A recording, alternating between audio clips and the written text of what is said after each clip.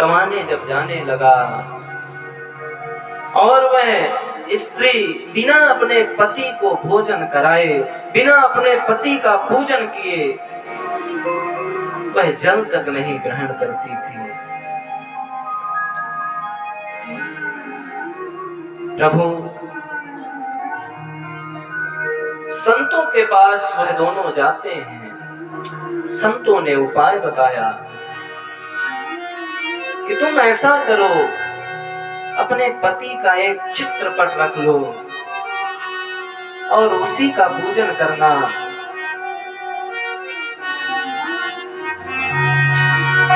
और अपना प्रसाद पाना। इससे तुम्हारा पतिव्रत धर्म भी नहीं नष्ट होगा और तुम्हारे पति परदेश को भी जा सकते हैं।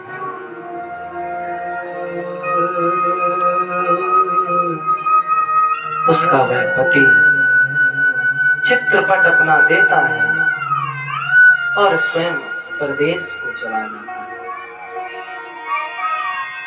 कहता है मैं 30 दिन में आ जाऊंगा।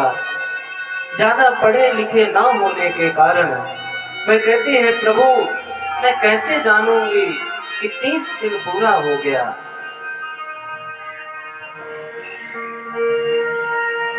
वह कहता है कि प्रतिदिन एक एक लाइन, मैं 30 लाइन खींचे दे रहा हूं, एक एक लाइन प्रतिदिन मिटाते जाना। गोपियां कहती हैं प्रभु 29 लाइन वह मिटा देती है, जो उसकी अंतिम लाइन रहती है। जिस दिन ये रहता है कि आज मेरे पति मेरे प्राणनाथ आएंगे, वह उस चित्रपट रूपी पति का पूजन कर रही थी। तभी दरवाजे पर उसका पति आता है, दरवाजे को खटखटाता है। प्रभु अब आप बताइए कि वो जो चित्रपट रूपी पति की पूजन कर रही है, उसका पूजन वो करे या जो उसका पति दरवाजे पर, वास्तविक पति जो उसका दरवाजे पर है, उसके लिए दरवाजा खोले। ठाकुर जी ने कहा जब उसका वास्तविक पति आ गया है तो वो अपने वास्तविक पति के लिए दरवाजा खोले। गोपियां कहती हैं प्रभु ऐसे ही जो ये जगत के पति हैं, ये हमारे उस चित्रपट रूपी पतियों के समान हैं, क्योंकि इनके भी पति तो सिर्फ और सिर्फ आप हैं। ठाकुर जी ने जैसे ही यह सुना, ठाकुर जी सुखदेव बाबा कहते हैं जितनी गोपियां हैं प्यारे, ठाकुर जी अपने उतने रूप धारण कर लेते हैं। प्रति गोपी के पास एक ठाकुर जी।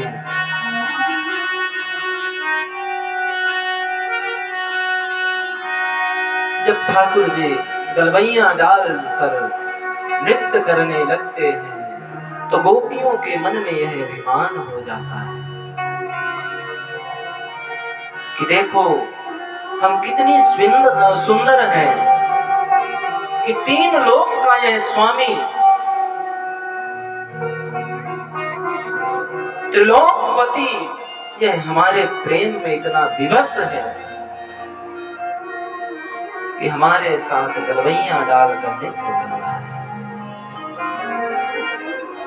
ठाकुर जी को सब कुछ स्वीकार है, सिर्फ अभिमान नहीं स्वीकार है। जैसे इतना गोपियों को अभिमान आता है, ठाकुर जी उस समूह से, सुखदेव बाबा यहाँ पर स्पष्टतः ये नहीं कहे हैं कि राधा रानी को, पर संकेतात्मक तरीके से सुखदेव बाबा कहते हैं कि उस समूह में जो प्रमुख गोपी है, ठाकुर जी उसको लेकर वहां से अंतर ध्यान हो जाते हैं।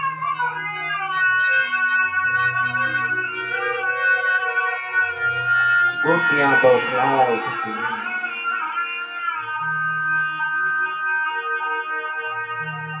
गोपियां ढूंढने लगती हैं, कृष्ण को खोजने लगती हैं। सुखदेव बाबा कहते हैं, राजन परीक्षित जी, जिस प्रकार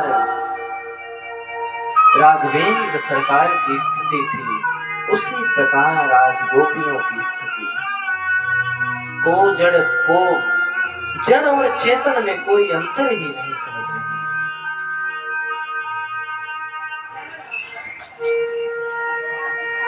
जाती हैं,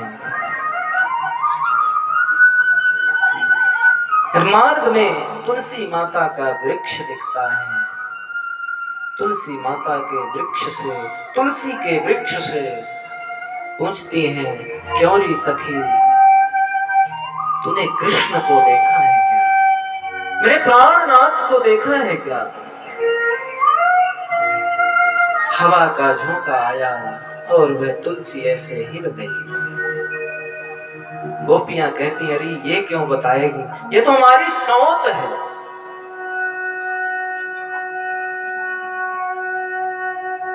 आगे जाती हैं, पीपल का वृक्ष दिखता है। पीपल के वृक्ष से पूछती हैं कि मेरे प्राणनाथ को आपने देखा है? हवा आती है, वृक्ष के पत्ते हिलने लगते हैं। कहती है, ये भी मना कर रहा है। आगे जाती हैं तो भगवान के पदचिन्ह दिखाई देते हैं। उसी पदचिन्ह के पीछे पीछे समस्त गोपियां चलती हैं। आगे देखती हैं, एक गोपी बैठ के रुदन कर रही है, रो रही है। गोपियां पूछती हैं, क्या हुआ सखी? कहती है, मुझे भी अभिमान हो गया था। समस्त गोपियां ठाकुर जी के दर्शन के लिए पिपासु हो गई। अखियां हरि दर्शन के प्यासे, अखियां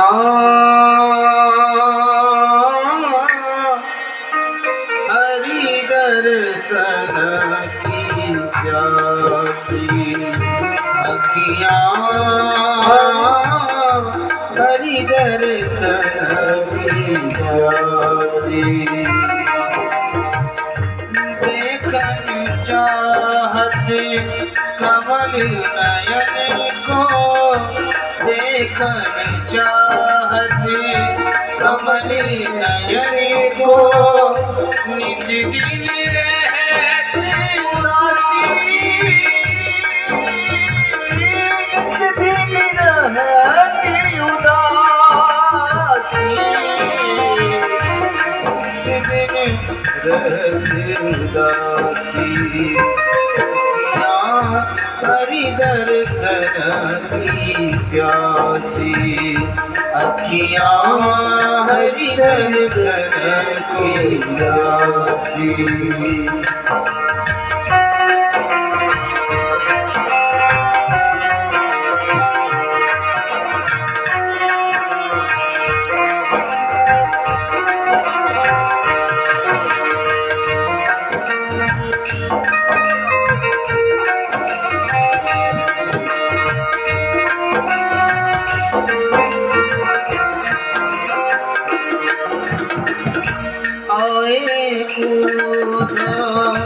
फिर गए अंगना, आए उधर फिर गए नैना, तारी गए गल फांसी, तारी गए गल फांसी, तारी गए गल फांसी। अखियां हरि दर्शन की प्यासी, हरि दर्शन को प्यासी अखियाँ हरि दर्शन की प्यासी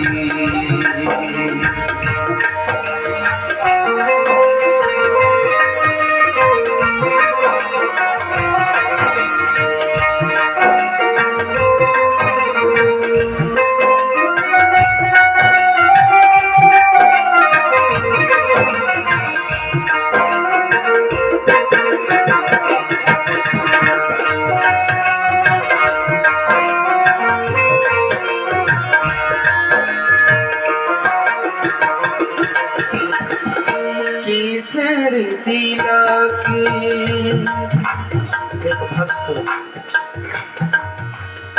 एक भक्त बहुत सुंदर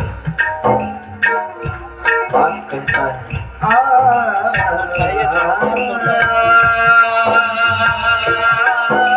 कहता है प्रभु वो जो मैं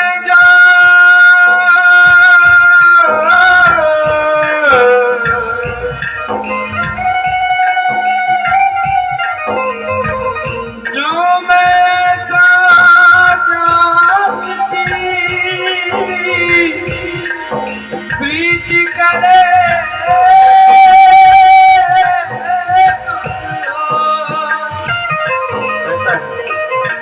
जो मैं ऐसा अगर जानती कि प्रीति करने से दुख मिलता है, कष्ट मिलता है प्रभु, तो नगर निडोरा प्रीति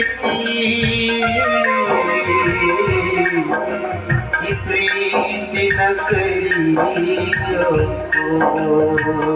हे प्राणनाथ, अगर मुझे यह मालूम होता कि प्रेम करने में इतनी पीड़ा है, कष्ट है, तो मैं क्या समस्त नगर में यह ढिढोरा पिटवा देती कि कोई प्रीत ना करियो। तो नगर निडोरा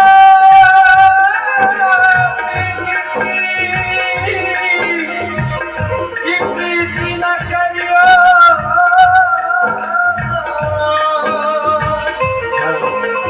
तो नगर निडोरा प्रीति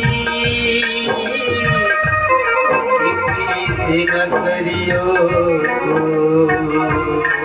दर्शन के प्यासी अखियाँ हरि दर्शन की प्यासी अखियाँ हरि दर्शन की प्यासी देखन चाहती कमली नयनी को देखन चाहती कमली नयनी को किसी दिन रहती उदासी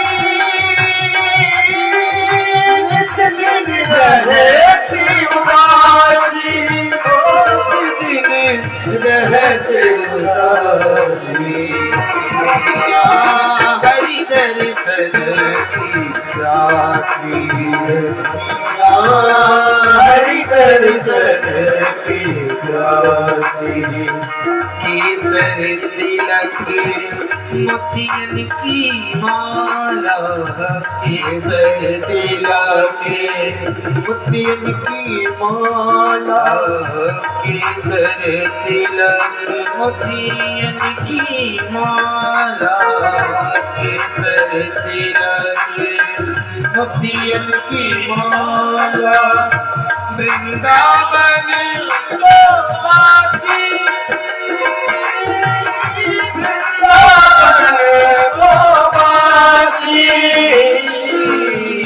वृंदावन गोपाची अखियाँ हरि दर्शन की प्यासी अखियाँ हरि दर्शन की प्यासी अखियाँ हरि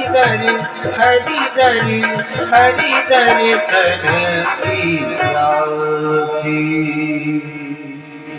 गोपियां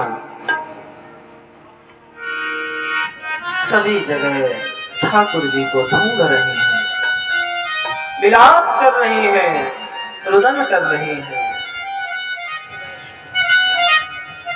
यमुना महारानी के तट पर सभी गोपियां पहुंच जाती हैं। कहते हैं को जड़ को चन को चेतन ना कछ जानत विरही। कौन जड़ है कौन चेतन है यह कोई भी विरही नहीं जानता है। केशव प्रसाधनम तत्र कामिन्यः कामिना कृतम् तानि चूडयता कान्ता मुपवेष्टमिह ध्रुवम्। कहते हैं गोपी समस्त गोपी यमुना महारानी के तट पर पहुंच जाती है। यमुना महारानी से पूछती हैं आपने मेरे प्राणनाथ को देखा है, मेरे प्राण वल्लभ को देखा है। यमुना महारानी की लहरें हैं वो ऊपर की तरफ उठने लगती हैं। जब ऊपर की तरफ उठने लगती हैं तो गोपियां कहती हैं कि मना कर रही हैं कि हमने नहीं देखा। उन समस्त गोपियों ने कहा यदि प्राणनाथ नहीं आएंगे तो हम समस्त गोपी इसी यमुना में अपने शरीर का परित्याग कर दें।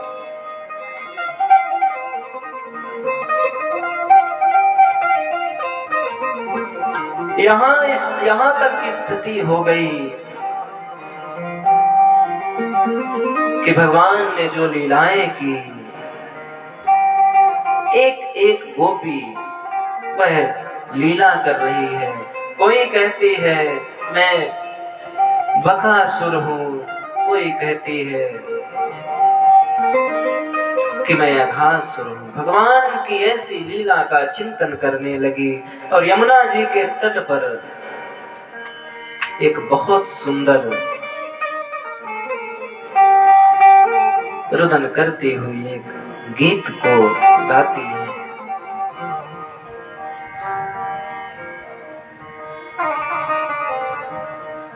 सुखदेव बाबा बड़ा सुंदर वर्णन करते हैं। कहते हैं परीक्षित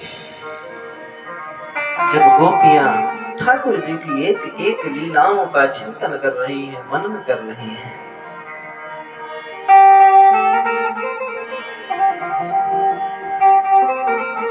ठाकुर जी के समस्त लीलाओं का चिंतन कर रही हैं, एक गोपी कहती है मैं कृष्ण हूं, मैं बकासुर का उद्धार कर रही हूं। तो दूसरी गोपी कहती है कि मैं अघासुर हूं, तो मेरा उद्धार नहीं करेगा का?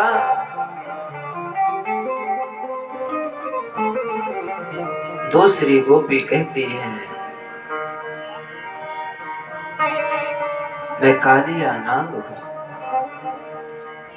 ठाकुर जी की एक एक लीलाओं का चिंतन करती हैं, ठाकुर जी को उलाहना भी देती हैं कि प्रभु जब हमें इसी हाल में छोड़ना था,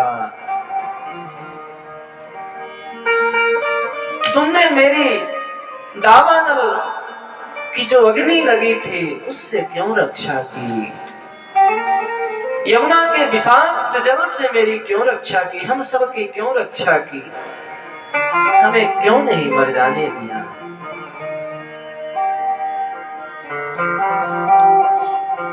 ठाकुर जी से समस्त गोपियां जब यह कहती हैं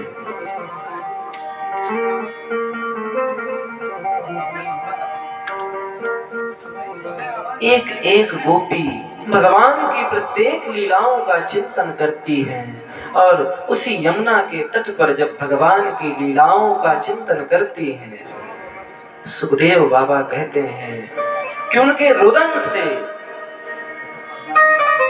एक भाव, एक गीत उत्पन्न हुआ जिसका नाम है गोपी गीत।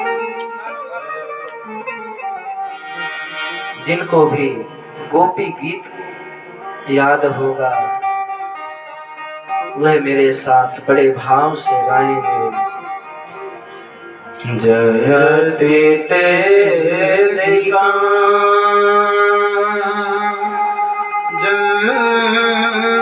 जमुनाब्रिजा श्रयत गिरा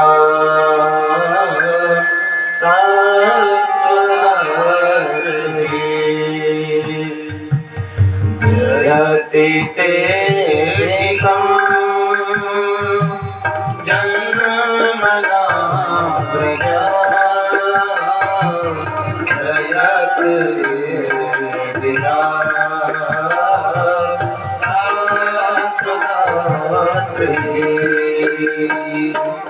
जयत दीक्षिता बता स्वयं स्वामी चिन्वते सरदुदासये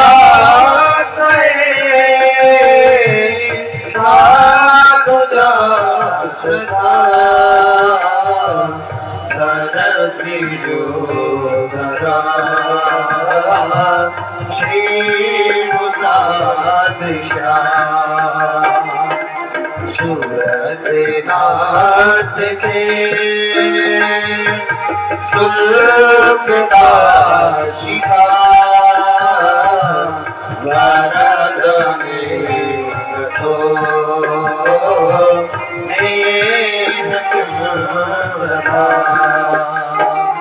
ठाकुर जी से गोपियां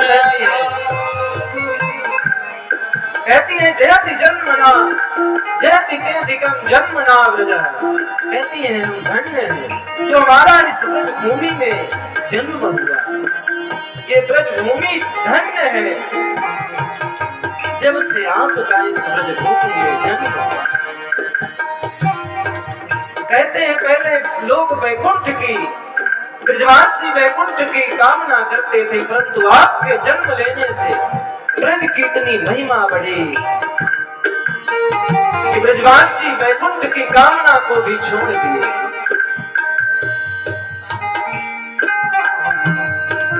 बेस जला गया ज्ञान राक्षसा वरद मारुता नये तुतारदा मायात्मजा विश्व को भया ईशावती भयमा रचिता कहती है दावानल की अग्नि से हमारी क्यों रक्षा की, उस विषाक्त यमुना के जल से मेरी क्यों रक्षा की। मर जाने दिया होता जब अपने विरह में हमको मारना था। नखल गोपिका नंदनो भया अखिल देना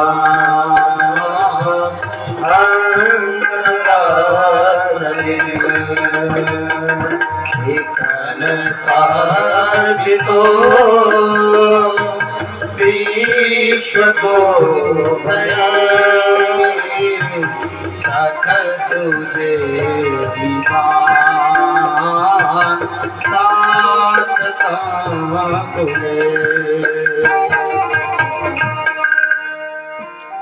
इस प्रकार गोपियां बहुत सुंदर रुदन करती हुई यह गीत गाती हैं। यत्ते सुजात चरणम गुरुहस्तनेषु।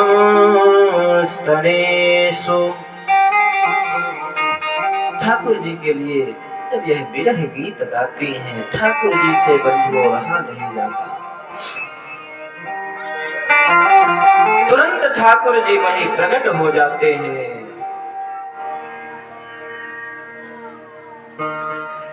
प्रकट हो जाते हैं जब, तो गोपियां कहती हैं, प्रभु आप हमें छोड़कर कहाँ चले गए थे। पुनः रास होता है। ठाकुर जी ने अब दिव्य रास यहाँ पर किया है।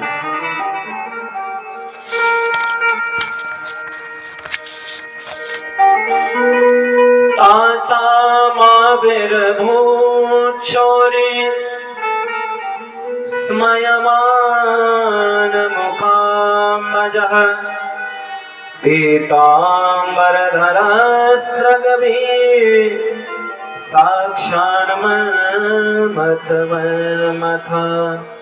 ठाकुर जी ने गोपियों को बहुत उपदेश दिया। इसके बाद ठाकुर जी ने पुनः समस्त गोपियों के साथ पुनः रास प्रारंभ कर दिया, क्योंकि गोपियों के अहंकार को भी ठाकुर जी को भंग करना था, नष्ट करना था। जैसे ही भोलेनाथ को पता चला कि वृंदावन में ठाकुर जी रास रचाएंगे, तो भोलेनाथ से रहा नहीं गया। पार्वती मैया तैयार हो रही थी रास में जाने के लिए।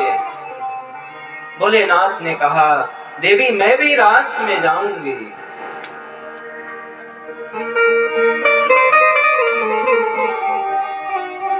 माता ने कहा कि वहां सिर्फ स्त्रियां जा सकती हैं, पुरुषों का वहां जाना प्रतिबंधित है।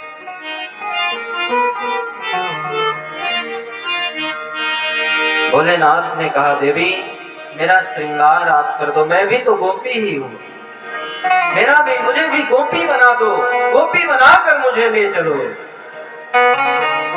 एक भक्त बहुत सुंदर भोलेनाथ के श्रृंगार का वर्णन करता है और क्या कहता है, एक दिन वो भोला भंडारी बन करके ब्रजनारी गोकुल में आ गए हैं, गोकुल में आ गए हैं। कितने वो भोले भंडारी, कितने वो भोले भंडारी बन करके ब्रजनारी वृंदावन आ गए हैं, वृंदावन आ गए हैं।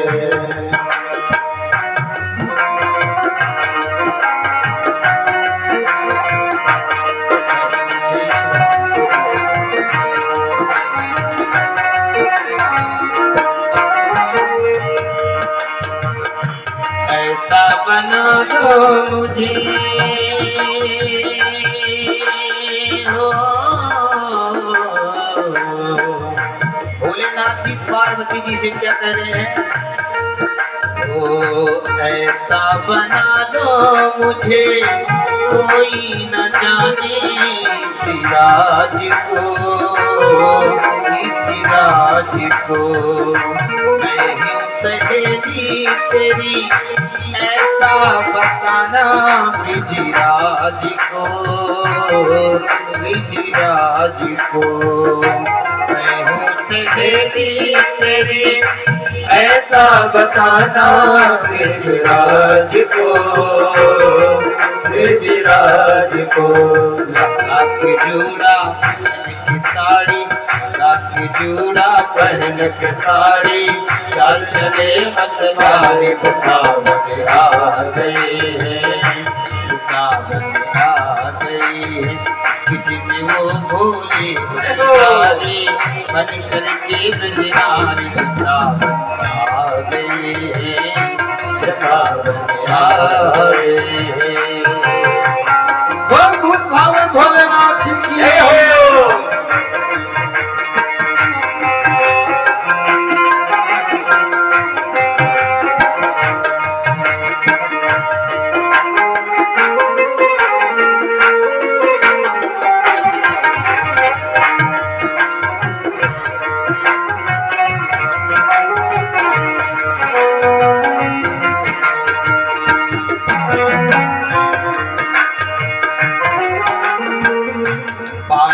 पार्वती से बोले मैं भी चलूंगा तेरे संग में, तेरे संग में। पार्वती से बोले मैं भी चलूंगा तेरे संग में, तेरे संग में। राधा संगी श्याम नाचे मैं भी नचूंगा तेरे संग में, तेरे संग में। राधा संगी श्याम नाचे मैं भी नचूंगा तेरे संग में, तेरे संग में। और भोलेनाथ जी माता पार्वती से क्या कह रहे हैं? राशि रचेगा ब्रज में भारी, राशि रचेगा ब्रज में भारी, हमें दिखा दो प्यारी वृंदावन आ गए हैं, वृंदावन आ गए हैं। कितनी वो भोली भंडारी बन करके ब्रजनारी वृंदावन आ गई है, वृंदावन आ गए हैं। कितनी वो भोली भंडारी बन करके ब्रजनारी वृंदावन आ गई है। जय हो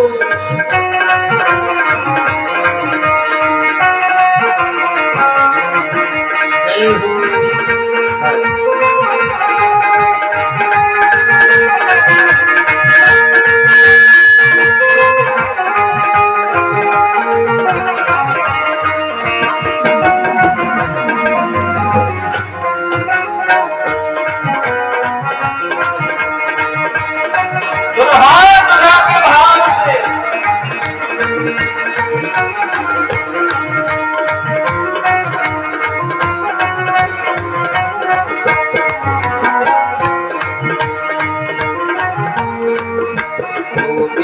भोले स्वामी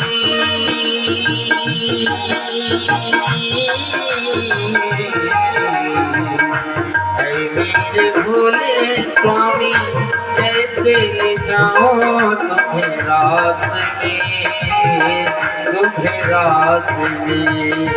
ओ मेरे भोले स्वामी कैसे ले जाऊं तुम्हें रास में, तुम्हें रास में। अब आप ही बताइए, यहाँ इतनी माताएं हैं, अगर कहीं माताएं जा रही हो, केवल वहाँ माता ही माता रहे, वहाँ किसी पुरुष के जाने की बात हो तो कहेंगी नहीं कि आप वहाँ कैसे जाएंगे, वहाँ तो सबरी स्त्रियां हैं। ऐसे ही पार्वती मैया भोले बाबा को समझाती है कि वहाँ तो सब गोपी और गोपी रहेंगी, वहाँ आप जाके क्या करेंगे। मोहन के सिवा दूजा पुरुष न होगा महाराज में, महाराज में। मोहन के सिवा दूजा पुरुष न होगा महाराज में, महाराज में। हंसी करेगी नारी, हंसी करेगी ब्रज की नारी, मानो बात हमारी वृंदावन आ गए हैं, वृंदावन आ गए हैं। पार्वती जी बना के हारी, ना माने त्रिपुरारी वृंदावन आ गए हैं, वृंदावन आ गए हैं। कितनी वो भोले भंडारी बन करके नारी वृंदावन आ गई है, वृंदावन आ गई है। हो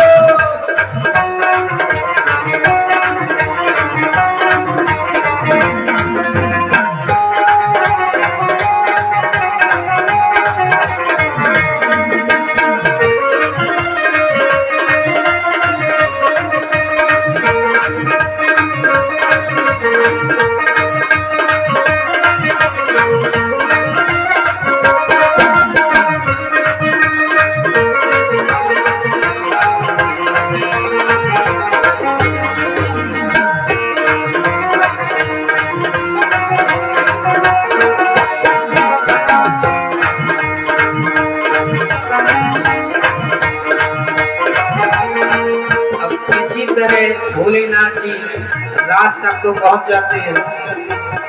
अब वहाँ गोपियों की लाइन लगी थी, ठाकुर जी सबका घूंघट उठा उठा करके सबको देख रहे थे।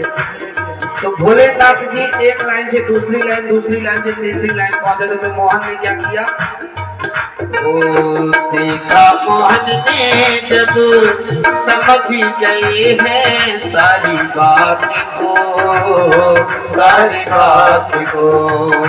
देखा मोहन ने जब समझ